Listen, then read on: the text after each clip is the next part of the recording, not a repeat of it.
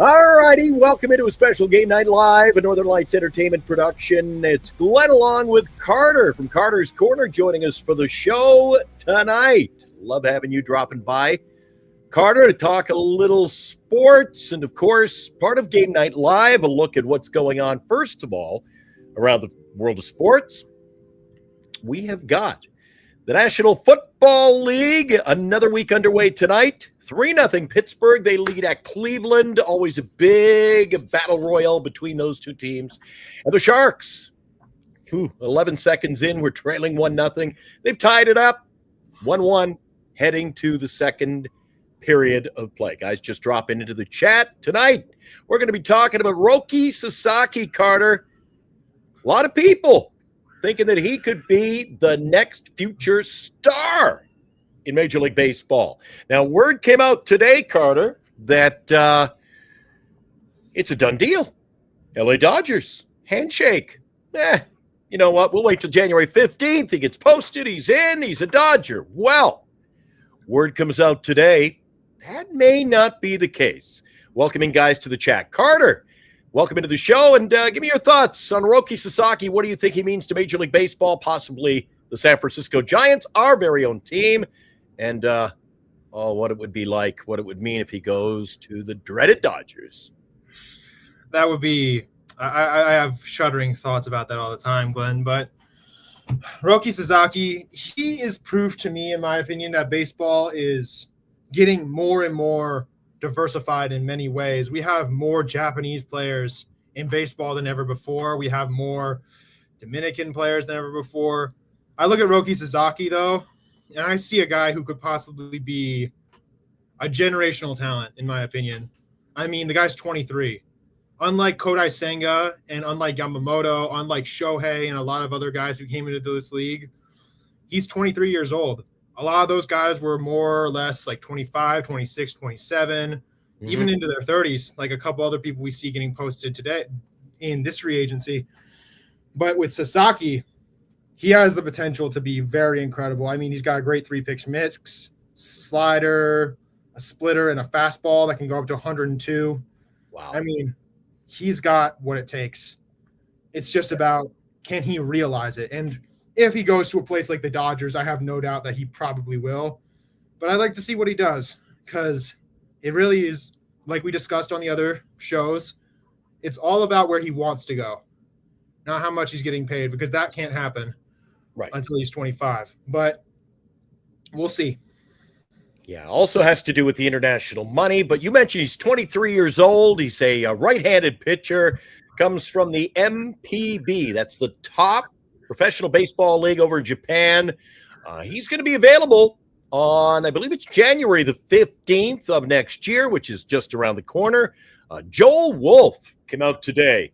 He's the agent for Sasaki, and he's been hearing all the rumors that it's a done deal. They have the handshake already done. You know, they're ready to throw the ticker tape parade and welcome him to L.A. And Wolfe's saying, whoa, not so fast. Nice cup, by the way. Joe Wolfe says, you know what? That's not my style. Now, there's also talk around the baseball world, the rumors, if you will, circulating that, maybe it is a done deal. But like you say, he's not in it for the money right off the get-go, so he has an opportunity to play where he wants to out of the gate because, it's equal footing for all teams to go out there and get him. No, that's totally the case. I mean, any team in baseball, unless you're like the White Sox or the A's, or even like the Tampa Bay Rays, or one of the small market teams, every team in baseball has probably had a conversation about this guy at some point in the last month. The bigger teams are obviously, they're probably the ones who are going to get him. The Yankees, the Dodgers, us, the Mets, along with a dozen or so other teams, maybe the Red Sox, if they are so inclined, but the FSG trends say no. But from what I can see, like with Sasaki, if he really he can go anywhere in the world. He can go anywhere in the United States. He could go to Toronto. But I'm going to be very interested to see what his career path is, because I would be very shocked if he doesn't go to the Dodgers, if I'm being totally honest, because I always assumed, okay, he's got the perfect situation if he goes to the Dodgers. I mean, he's got pitching around him most of all, which is something I would emphasize about the Dodgers. He doesn't have to worry about being the ace or the best player immediately. He can just like slowly come into the role and develop, unless he wants to go to the Mets or the Yankees, where he would probably be the ace almost off the bat, unless you're talking Garrett Cole is better than him, which he probably is. But there are so many teams that are gunning for the services of this guy because he could be the best prospect we've seen in a long time for pitching. Yeah, that's right. And you know what? Given the fact that the LA Dodgers have an open window for the next few years, with Freeman, Betts, Ohtani, which we'll touch on before we sign off. Ohtani, MVP, Judge over in the American League, MVP. So the Dodgers have a window that's open. It's going to be open for a while if they can keep those players, keep adding fresh faces, good players to the mix. I would not be surprised that while they did win the World Series, Carter, this year, and as much as I hate saying this, they could be a team to be reckoned with for many years to come. They could start, winning year after year after year. And given the fact that they struggled with pitching in the postseason, I wouldn't be surprised. How about you if they went to an expanded rotation, 5, 6 starters, have that little backup in their pocket? I wouldn't be surprised. I mean, if it feels like that every single I've noticed this about the Dodgers. A lot of their pitching gets injured late into the season. Kershaw, Glasnow. One guy actually said, this is a funny tweet or a social media post, that if you took the Dodgers' injured starting rotation, they would make a really damn good starting rotation right now. Glasnow, Dustin May, Kershaw, obviously, along with Shohei, who is obviously still playing, but he's obviously not able to throw. But all of those things considered, I would not be surprised if the Dodgers, these guys have more money than God Almighty.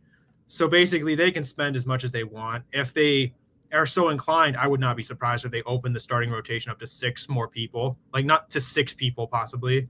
And that would help Roki get acclimated because, they have that over in Japan. So he could, again, if he goes to the Dodgers, it's a perfect situation because he's easing himself into baseball here. Yeah. Hit the like and subscribe if you are just new to the channel. We are relatively a new channel. We like to talk baseball. We predominantly talk about teams in the Bay Area. We also talk about the Sharks, the 49ers. We'll be talking with the Valkyrie and the WNBA. Don't have any players yet, but the team is already sold out for next year.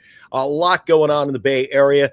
As mentioned off the top, and you see it in the ticker, the Sharks are playing the St. Louis Blues tonight. That game is tied at 1. They're going to the second period. NFL Thursday night football underway with the Steelers in Cleveland.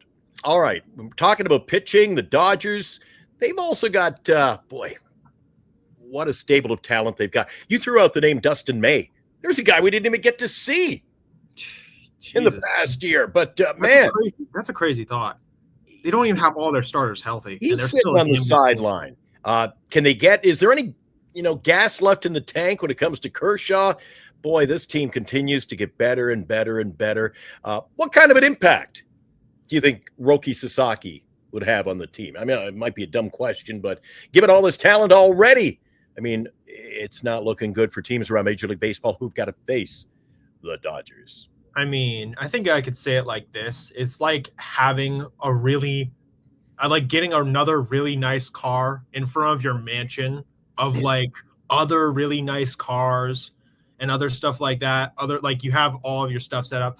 Roki, he would obviously be very nice for them to have. But they don't need him, obviously. They could probably just go with the current roster they have. They'd probably have a chance to win the World Series again. Yeah. But if I'm being totally honest, what's his name? Andrew Friedman has never been one to rest. There ain't no rest for the wicked, as the song goes. And Friedman doesn't seem like a guy to sit on his laurels and hang around. Unless there's a massive hangover after this year, I highly doubt the notion that the Dodgers are just going to sit around and do nothing. I think that if they're smart, they go after Sasaki first because that adds another. Obviously, you mentioned Kershaw. He's getting up there. Even Glasnow is getting up there as well. A dozen or so of their pitchers are obviously a little older. But if you add Sasaki to that, you have a future too. It's for the Dodgers. They don't just have because of the money they have, they don't just have to whatchamacallit, spend for right now. They can spend for the future as well. And I've noticed this about the Dodgers and how they construct their teams. It's one of the reasons why they don't take Boris clients in particular. It's that they want to be able to construct their team in a way that they can prepare for the future, but also spend for right now, which is really smart in my opinion. And the way they structured Mookie's contract, the way they structured Freddie's contract, the way that Shohei's contract has obviously had the very famous back ending that he requested that the team do. I mean, all those things considered, I think the Dodgers, if they got Roki Sasaki, they'd be able to prepare for the future and they wouldn't have to pay him that much money up front, which is perfect for hospital teams. Mm-hmm. Yeah, and you know what? They're putting themselves in a position to win continuously. And as Logan says, the thing about baseball is you don't necessarily win the championship, even with the best team. But I'll tell you what, the Los Angeles Dodgers got to be the favorite for the next year or two, maybe more, to win the World Series. I mean, you can be a red hot team. We saw the Padres pretty hot heading to the postseason. They were up 1-0 in their series with the Dodgers. Dodgers beat them and then went on to beat the Yankees for the championship. So while Logan says that, the best team doesn't always win, I'd be putting my money on the Dodgers. And that doesn't include the fact that you've got other free agent pitchers. One of the most prominent for us in the Bay Area would be, of course, a guy who is going to test free agency. And we'll have to wait and see what happens. Blake Snell. Could he possibly be a Dodger or a Jay or maybe go back to the Giants? But, I mean, I think the Dodgers are going to be looking at a lot of different scenarios on who they could add to their pitching staff this offseason. The Dodgers are going to be very, very wary when it comes to their pitching. I mean, again, they build their teams in a way, they try and structure it in a way that makes sure that they have the ability to have flexibility when it comes to their contracts and their player development. Mm-hmm. Because the problem with Boris clients, this is the biggest problem with Boris clients, they like to have their money up front, which is usually something that is a big sin for the Dodgers front office. That's the reason why they didn't pay Cody Bellinger. It's the reason why they didn't continue to pay JD Martinez or any of those other guys. It's, to me, the Dodgers are a team that has always been about building a team rather than paying a lot of players. I mean, yes, they pay players a lot of money, but they build the team in a way that they're able to have flexibility. So I don't think they're going to be hunting a guy like Blake Snell or a guy like, one of the other Boris clients like Juan Soto, because Soto is a very expensive thing. And the cardinal sin of the Dodgers is that if they pay a guy up front like that much money, then they can't bend and twist and have flexibility that they might usually have. So yes, they can pay him. Of course they can pay him. I mean, they have more money than God Almighty. But I'm inclined to say that the Dodgers are going to be very, very interesting this offseason. I mean, they could take a big swing and go get another big free agent pitcher, or they can go the smarter route, which is going to go after Roki Sasaki. That would be the thing that they would do. Yeah, if they land Sasaki, man, they are in the driver's seat for 2025 right out of the get-go in April. And you know what, Logan, who's a regular viewer of the channel, and he also tunes into our other channel, Giant Sports Talk Live, with a fresh show coming up tonight at 8 o'clock. You can tune into that on X, formerly known as Twitter, and, of course, on the platform YouTube, where we're broadcasting right now. That's over on Giant Sports Talk Live. We'll be talking about the Giants coming up at 8 o'clock. But like he says, Logan is concerned that how do we compete? Well, the Dodgers keep adding and maybe getting a little bit better. And I often say it over on the other channel that the San Francisco Giants, through Farhan, really have put themselves in an unenviable position because they've dug themselves a hole. They're just trying to get out of that hole right now. Can you bring in guys of a big nature? The Juan Sotos, as Eric over in the other channel likes to talk about so often. He really wants to see the big bat of Juan Soto barreling that ball at Oracle Park. But can you get players to come to San Francisco when you've dug yourself such a big pit? No, that's the biggest problem. I'm a firm believer that the reason we didn't sign a lot of great free agents was simply because of Farhan Zaidi. and how badly he bungled a lot of opportunities for us. But the problem with trying to get people to come here is that the regime doesn't look particularly great. The thing is about getting a guy like Juan Soto is that we could create a framework, in my opinion. Listen, and this is a hypothetical, obviously. This is a very bizarre idea in many ways. And I think we need to, this year, in my opinion, it needs to be a year where we can create a framework for the future. And it cannot just be about like, oh yeah, let's make a bunch of marginal moves and hope that we can BS our way to going back to the playoffs and getting hot enough to go to a World Series. That can't be the case. Look at what the Orioles have done for the past 5 years when they were miserable as a team, when they were a miserable team that sold off Manny Machado to the Dodgers and then lost a bunch of games, got Gunnar Henderson and Adley Rutschman, got Jackson Holliday and a bunch of other great players. The reason they got so good is because they had a plan. They had a plan, and you have to have a plan for something like this. It cannot be another year of, oh yeah, we don't know what we're doing. We're just going to see what happens. We have to create a framework. And that's why I think Eric and I are big advocates of trying to get Juan Soto, is because I'm not sure it's going to happen. Again, nobody knows what's going to happen. We don't know what's going on inside these rooms. We're not insiders. But what I say is this. If we got a guy like Juan Soto, we have the next 12 years, in my opinion. The next 12 years, we can plan, we can build people around it. We can plan. And that's what this next year needs to be about. We need to formulate a plan, basically, is what I'm trying to think of. Don't forget tonight's broadcast right here, a Game Night Live special edition of Northern Lights Entertainment Productions, brought to you by BetterCreditCards.com for the credit card you need. The best one for you. Visit them, BetterCreditCards.com. Do yourself a favor, visit them today. Proud sponsor of the Northern California Sports and Entertainment Network, BetterCreditCards.com. All right, a few more guys dropping in the chat. Nice crowd pulling in tonight. Hepatitis, see you later, is in the show today. What's he saying? Baltimore's plan was to suck for years, get the number one pick. Then again, that was before the draft lottery was implemented. Now, one of the things that I want to mention to you, Carter, while we talk about Roki Sasaki possibly becoming a Dodger, hey, that doesn't mean necessarily he won't be a Giant. We have our fingers crossed for a number of key transactions. Fingers and toes crossed this offseason. We got to do something.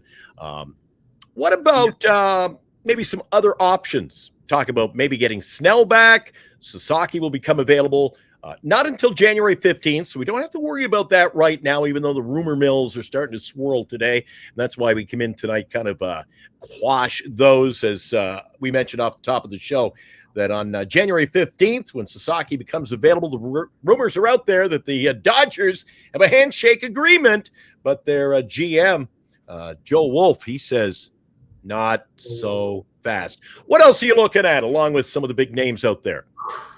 Shortstops.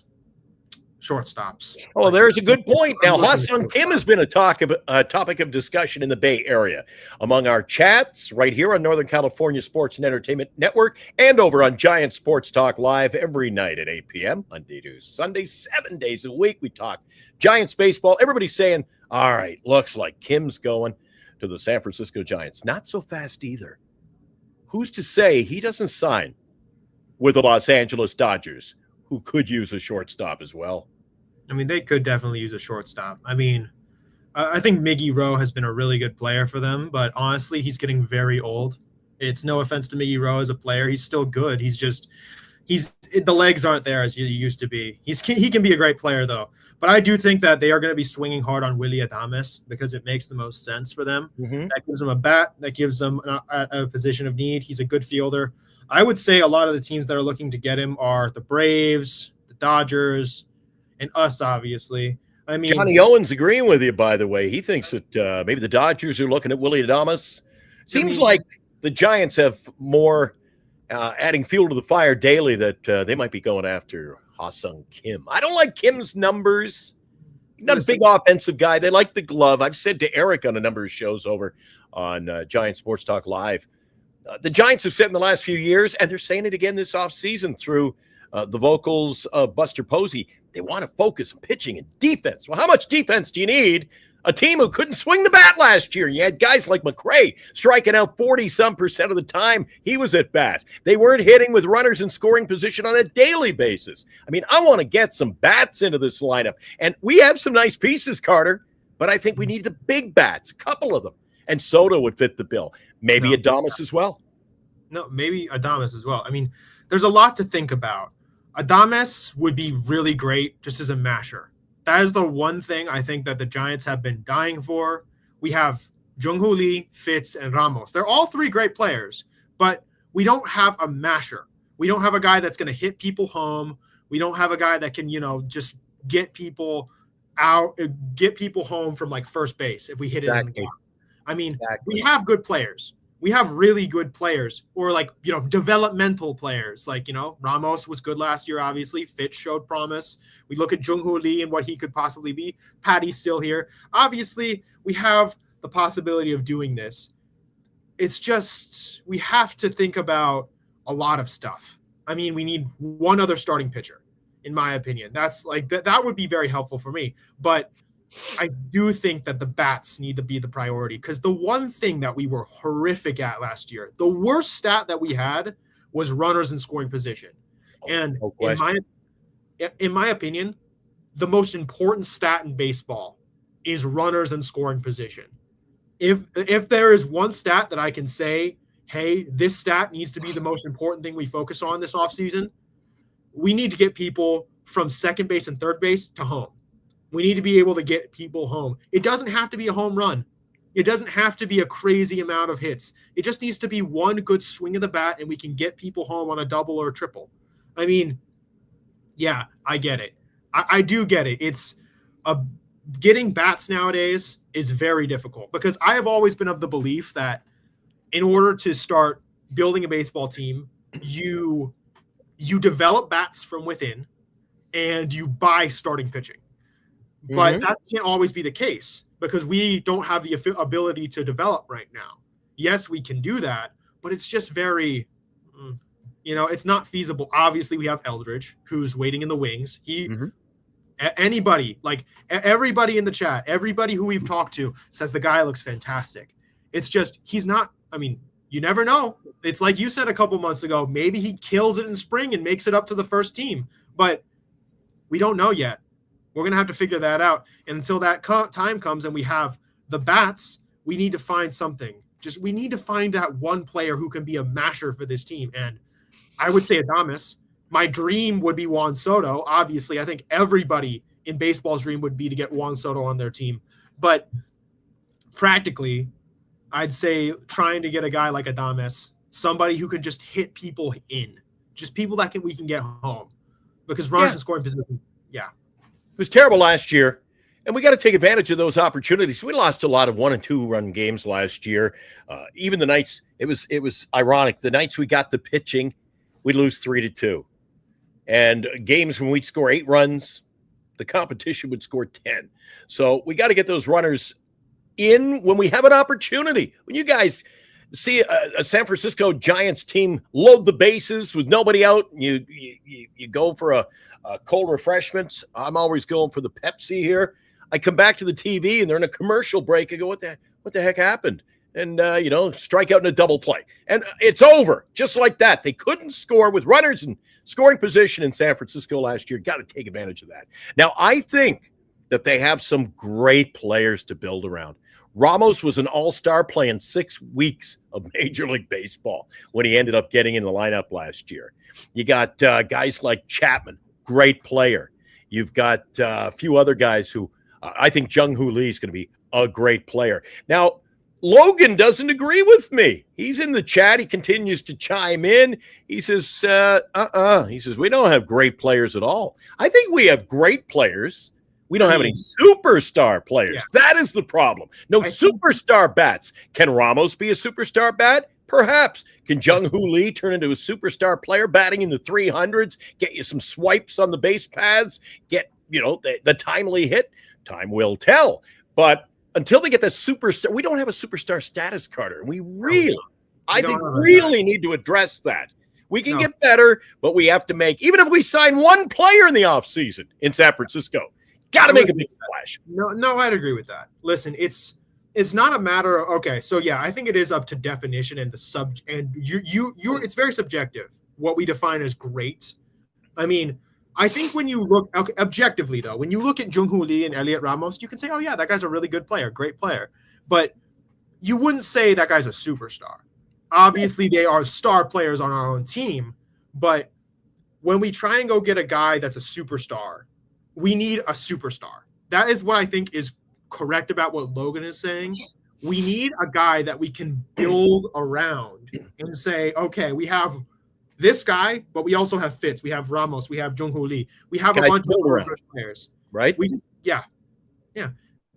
Look what now again. I know he's chiming in a lot, and I don't want to disregard everybody else's comments in the chat. We got over 40 some people just in the YouTube alone who've just tuned in.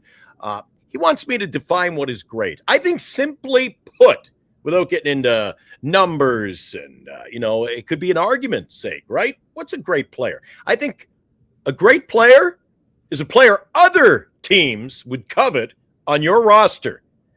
A Ramos, a Jung-Hoo Lee. Those are the guys that would be, if they were calling you up. Those are the players they want to trade for. Those are your great players. Again, I think we're missing the big bat. Eric has often said you get the big bat and you build around them. I think we've built around an empty hole right now. We need a big bat a la Soto. If it's not Soto, at least get us somebody that can, barrel the ball around the ballpark. I think a guy who can, like Soto, he's always kind of talked about for those bombs, the big hitter and slapping things and the shuffle. Well, you know what? Eric and I have looked at the stats. He's a great hitter as well, not just a home run hitter. He's got power and he's got the ability to spray the ball all over the ballpark. Majority of his home runs are in left field. He goes opposite field for a lot of bombs. He's not afraid to, with 2 strikes, choke up a little bit, get the base hit. That's the kind of player I want, somebody who's going to make it happen, and we just don't have that now. No, we don't. I mean, one of the things that I also think Soto provides is just like this stability, because what I consider really important about star players or really good players like Juan Soto or great players is that, and this is for all sports in my opinion, do I get a consistency out of you on a regular basis? And you have like that one bad game out of 100 games. Like with Soto, for example, he'll have like so many great at-bats, so many great days where I'm watching him like, oh, this is what I expect from you. You're having a great day, like you're drawing at-bats, you're getting walks, you're not striking out, you're flying out, you're making really good decisions, you're taking well. And when I watch Soto play, I'm like, okay, he's very consistent. That is the one thing I will always say. There's a fun stat I found out about Juan Soto. Ever since he entered the league in 2019, he has the most walks out of any player in Major League Baseball. Yeah. He gets on base. And what does on base get you? It gets you runs. You need runs in order to win baseball games. And second hole, Juan Soto with Jung-Hoo Lee ahead of him, Elliot Ramos, maybe a couple guys backing him up, Fitz maybe a little further down that lineup with Patty. I can see potential with this team because we have younger players that I can say, okay, these guys can get better. Ramos, Fitz, Patty, a bunch of other guys. We'll see what Luciano and a bunch of those other younger guys do. We'll see what Eldridge ends up being. But I look at those guys and I say, okay, these guys can get better. I see potential because I've always said this, like whenever we've talked about baseball, can I see flashes from you? Can I see what makes me think you're a great player? Like with Jung-Hoo Lee, I saw flashes last year. Hey, he could be really good. I saw Ramos play consistently last year. I'm like, okay, I see a level of production from him consistently where I'm like, okay, he can still be great. I look at Fitz and I'm like, whoa, like he can be really good if he keeps this up. It's just, I need to see that more consistently every day. Like, can you do this at a consistent basis and maybe have a couple bad days? It's okay to have bad days. It's life, but I need to have you do this on a consistent basis, basically. That's my opinion about how rookies and younger players develop. Totally agree. So I think we do have some star players, star potential players too. Matt Chapman's a star, Gold Glove winner perennially. So let's get that big bat in here. Visit our sponsor, bettercreditcards.com, for the better credit card for you.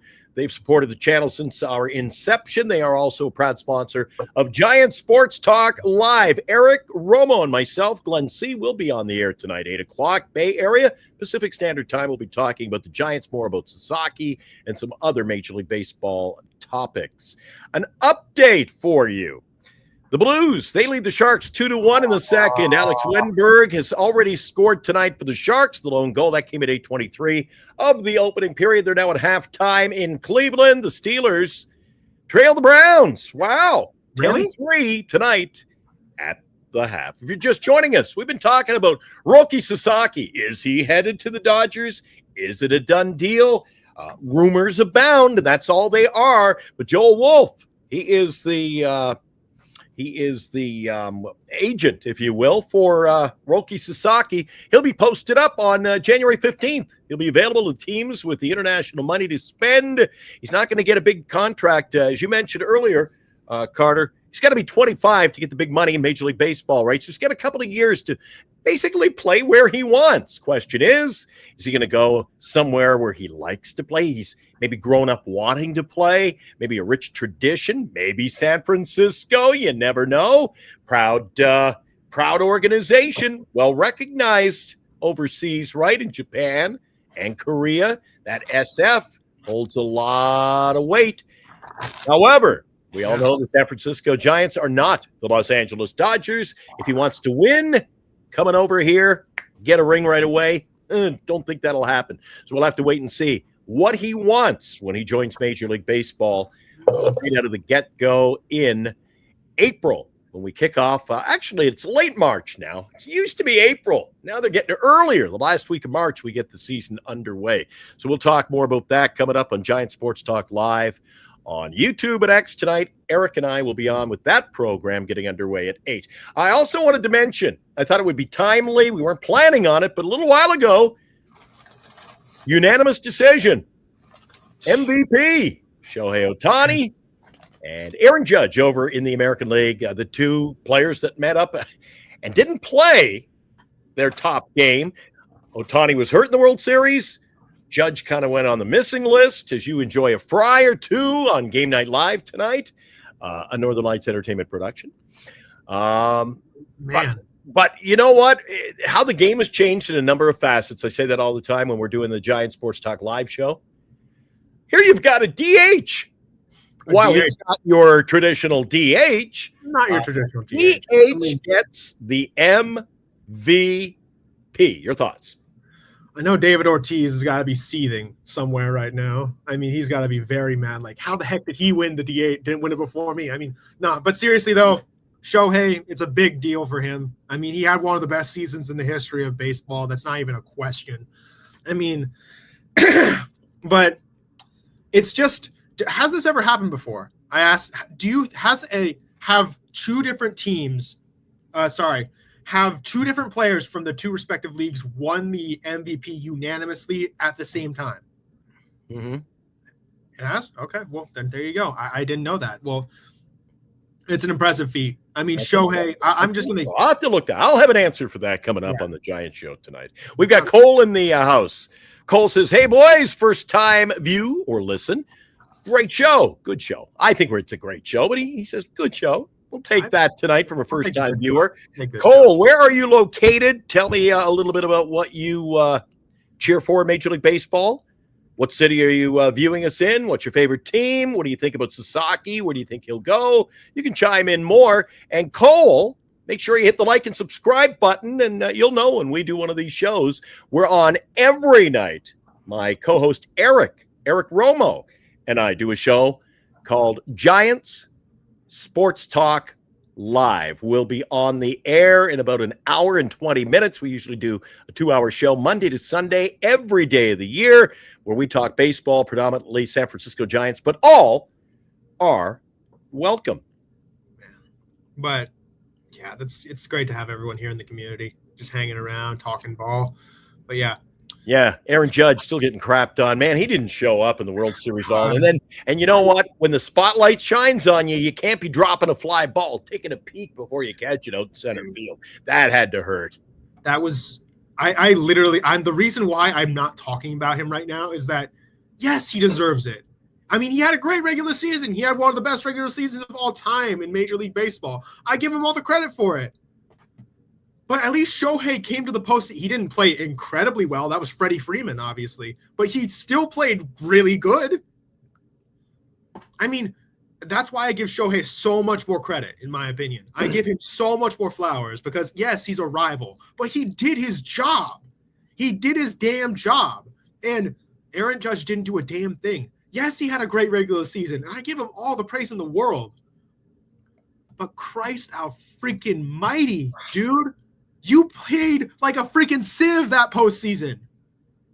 That's catastrophic baseball. There are players that have never played in the postseason that have better WAR in the postseason than Aaron Judge. That's psychotic. I mean, but that's why I don't give him any praise in this last little bit here. Like, I want to give all the praise to a guy who deserves it. Shohei had a season for the ages. First DH to ever win an MVP. First man to steal 50 bags and hit 50 home runs. That's incredible.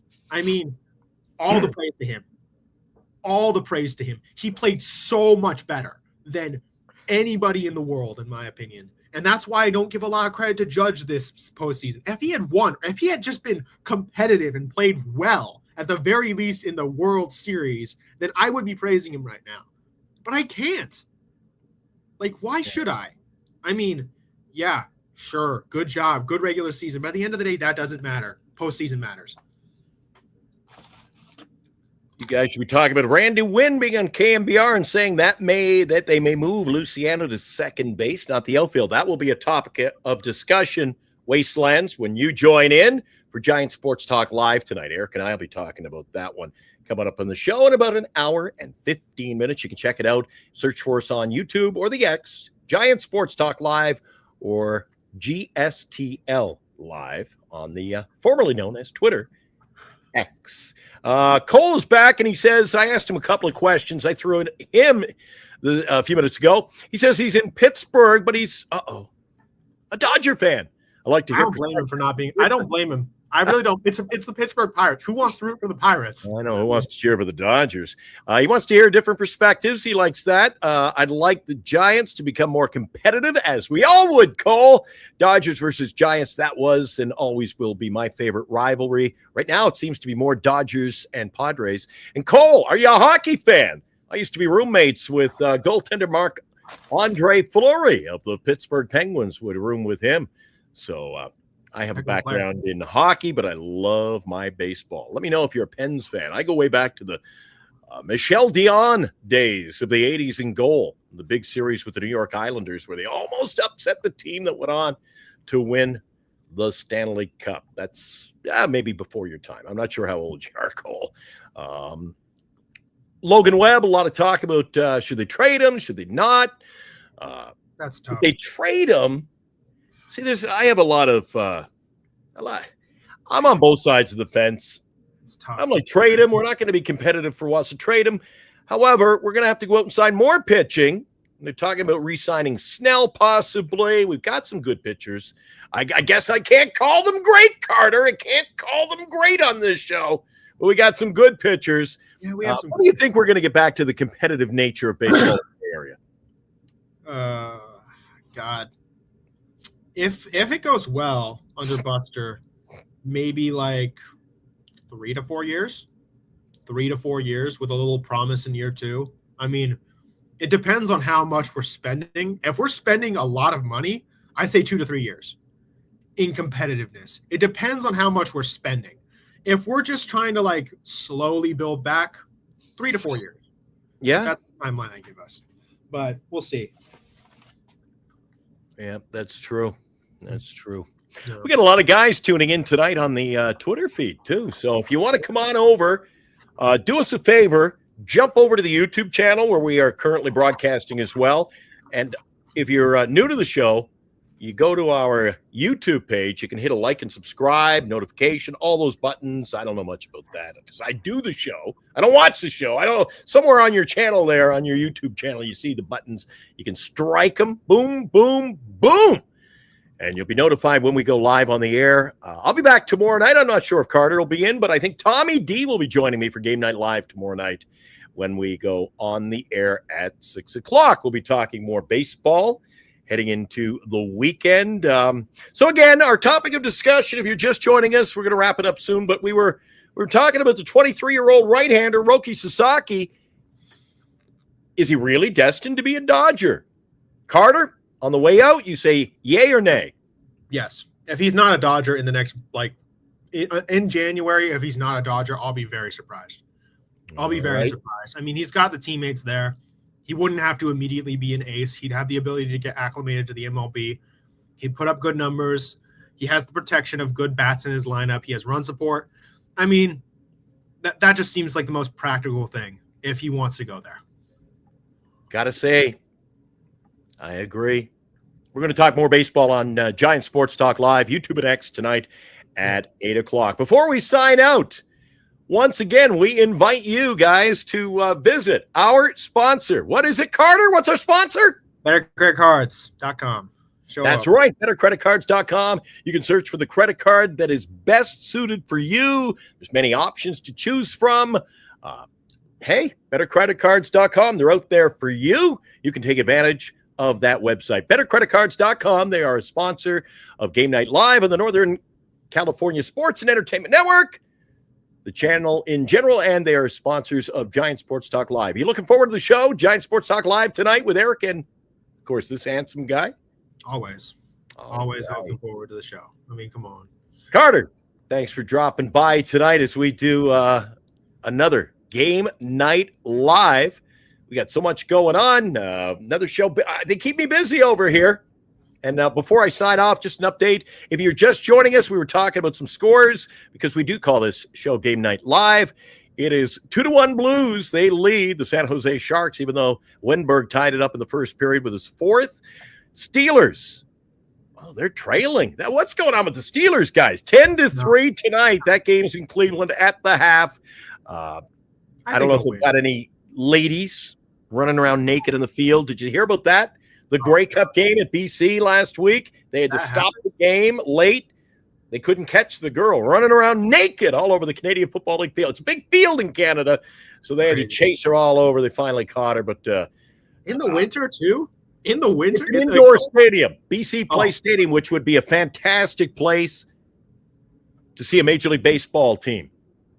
There you go. Maybe the Tampa Bay Rays. The Tampa Bay Rays, man. But that's topic for another night. Again, thanks, Carter, for joining us and everybody in the Twitter feed tonight. A lot of you joining us on Twitter. Please sign up on YouTube at Northern California Sports and Entertainment Network. Search for us. I always get the letters right if I work at it. NCSE Network. NCSE Network. Northern California Sports and Entertainment Network. Sign up. Hit the like, subscribe. We would sure appreciate that. Hopefully we'll see you tomorrow night. We may schedule you in for a few shows during the week at this time slot. Again, Tommy D will be my guest coming up on tomorrow night's show known as Game Night Live, and you can find us right here on the Northern California Sports and Entertainment Network. I bid you adieu, Carter. Have a great night, buddy. We'll see you over on the Giant Show. Woo! You've been watching the Northern California Sports and Entertainment Network, a Northern Lights Entertainment broadcasting station.